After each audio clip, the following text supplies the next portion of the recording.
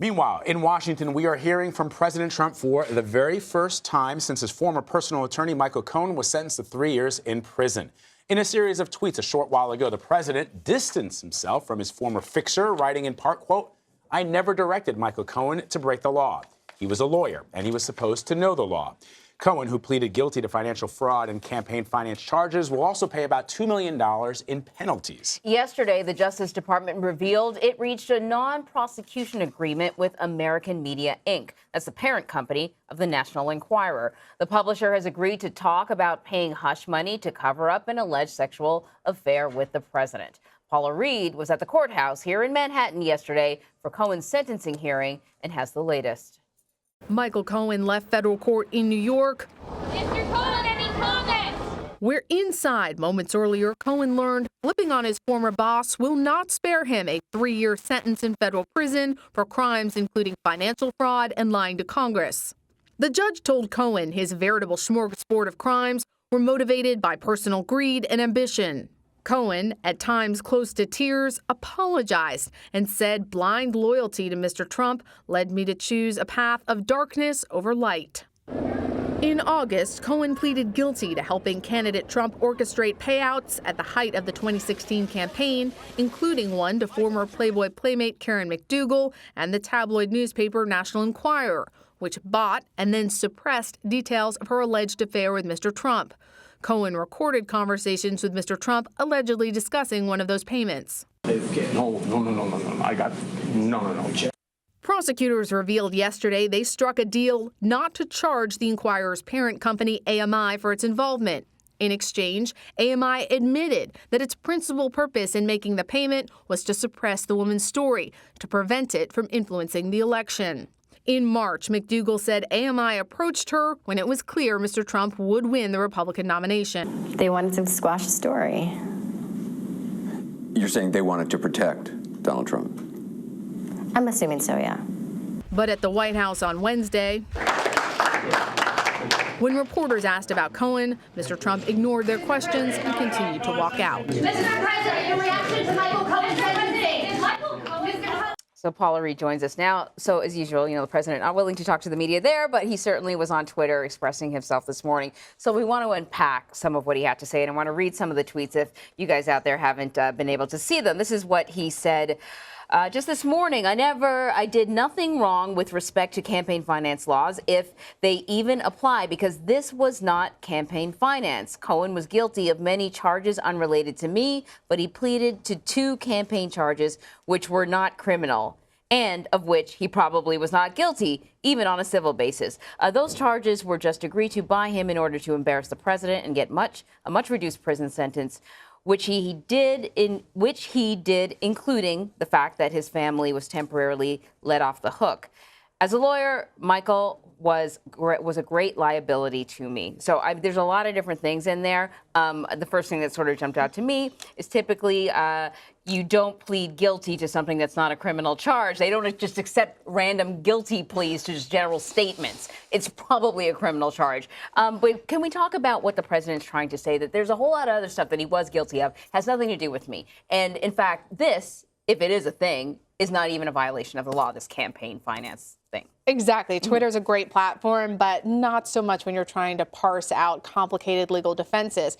It seems that their current defense is that, look, this wasn't a campaign finance violation, but if it was, it's civil, not criminal. We should be able to pay a fine.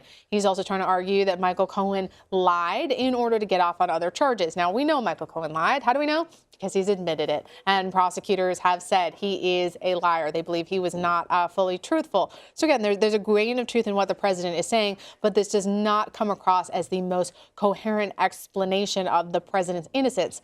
And remember, this is all about these payments to alleged mistresses. Originally, the president said he didn't know about the payments. Then it became clear he did know about the payments, thanks to some tapes from Michael Cohen. Then he said, well, I might have known about them, but I didn't direct them. And now it's, well, I know about them, I probably directed them, but if I did, it wasn't a campaign finance violation. This is a story that continues to evolve. And these tweets, I mean, this is not very constructive.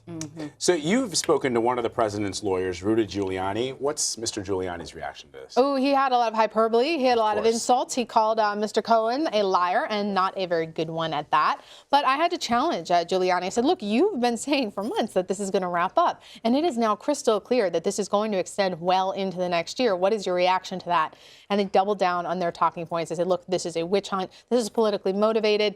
And the next phase I think you're going to see is that they may concede that this is a campaign finance violation, but you only prosecute campaign finance violations when it's political. And now they're starting to harp on the John Edwards case. So based on my conversation, I think that's the next direction his defense is going to go in. So two other things that we learned yesterday is that Michael Cohen says he's going to continue to cooperate, right? Also, we learned that David Pecker, who is in charge of the parent company of the National Enquirer, has hammered out a deal as well. And I think that makes a lot of people think that, you know, this investigation is going to pivot towards him. What did he know? He's the one that holds all the secrets, right? What is it? Catch and kill. And it's not just around Karen McDougal and Stormy Daniels. It's around a lot of other things that the public are not aware of. Absolutely. This was arguably the worst news that has come out for the president in a long time. Again, their argument is that these payments had nothing to do with the election. Here you have AMI, the parent company of the National Enquirer, admitting that their chairman met with a campaign and promised to suppress stories to help the president, then candidate, in the election. So this really helps to bolster the prosecutor's argument that this was potentially a campaign finance violation. You know, the other thing, Paula, I'd just like for you to explain to our viewers, the president keeps tweeting about no collusion. There's the Southern District of New York, which was investigating this campaign violation and just convicted Mr. Cohen, is different from the investigation that Robert Mueller is conducting and has not given any insights into what he knows or what he doesn't know about collusion or not collusion. Or no collusion. That's right. So Cohen is a witness not only for the special counsel's investigation into possible meddling in the 2016 campaign, he's also working with federal prosecutors in New York. As you said, they were looking into crimes that have nothing to do with Russia, particularly campaign finance, also some of Mr. Cohen's personal crimes. So Mueller only really looks at things that have to do with Russia. But what we're seeing here is that the president's legal problems, they're proliferating. They are metastasizing into different areas. This is not the quote-unquote witch hunt, 13 angry Democrats. This is his own Justice Department. Right. The president's own Justice Department has laid out the clearest evidence so far linking him to criminal conduct. So what happens is that in the course of the investigation that Robert Mueller is conducting, they come across this information with regards to Mr. Cohen. They hand that over to the Southern District. That's how it works. He's not pursuing this line, this thread, if you will, the Southern District is. Exactly. As soon as you start turning over rocks in a case this complicated, sometimes you find things you didn't expect to. But in this case, if it doesn't have anything to do with Russia, it'll fall out, or the 2016 campaigns, it'll fall outside his mandate. So he would have to go to Rod Rosenstein, or right now acting Attorney General Matthew Whitaker, and say, look, I found this, what do I do with it? And likely if it has nothing to do with Russia, they're going to say, okay, where did the alleged crime occur? Give it to those federal prosecutors. That's part of what happened here. And it's unlikely that this will be the only incident of that kind of incident. You know, you saw Cohen when he found out his fate. I'm curious because, Paul Manafort has chosen not to cooperate. And, from the outside, it certainly looks like he's hoping for a pardon or maybe something like that. Others cooperated sooner, quicker than Michael Cohen did, like Flynn, for example, and the special, I know it's a different set of prosecutors, but, the special counsel has suggested that Flynn not serve any jail time.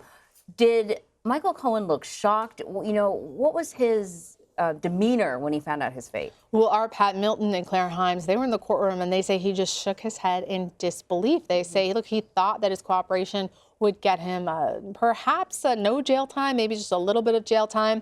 But hope springs eternal. I spoke with a member of his defense team. They still think that if he continues to cooperate, this sentence may be suspended. So they really are in the mindset that they didn't expect him and still don't expect him to go to jail. But the fact is, federal prosecutors, even if he does cooperate, they're quite displeased that he's withheld so much information so far. They want him to get a substantial prison term. The judge agreed, gave him 3 years, and told him to show up on March 6th. It's a message. Well, we don't know where any of these investigations are going, But it's a message to everyone else. If you're going to cooperate, you better cooperate as soon as they come knocking on your door and not decide later on. And not try to fudge the cooperation. You talk about one thing here, but not talk about another thing here. You're not like a little bit cooperation. It's all in. And he really, at the end of the day, doesn't have a lot to show for his cooperation.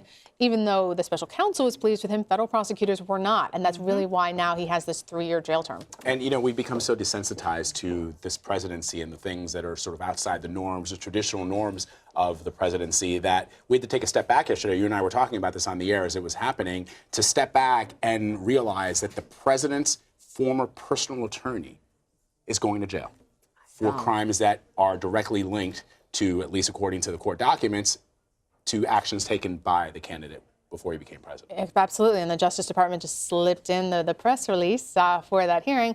Oh, and also we got your really good friend who hid all your secrets. They're cooperating as well, too. Which is just good lawyerly advice. It is, exactly. I think that's what you would advise. Some people have said, well, he was a good friend of the president's. Why would Pecker agree to cooperate? Why would AMI cooperate? Look, you can be good friends, but it's not like federal prison. Exactly. This is not the kind of friend that you go to. Right. Friendship or your freedom. Yes. Exactly. You pick. You pick. Yeah. All right, Paula, thank you.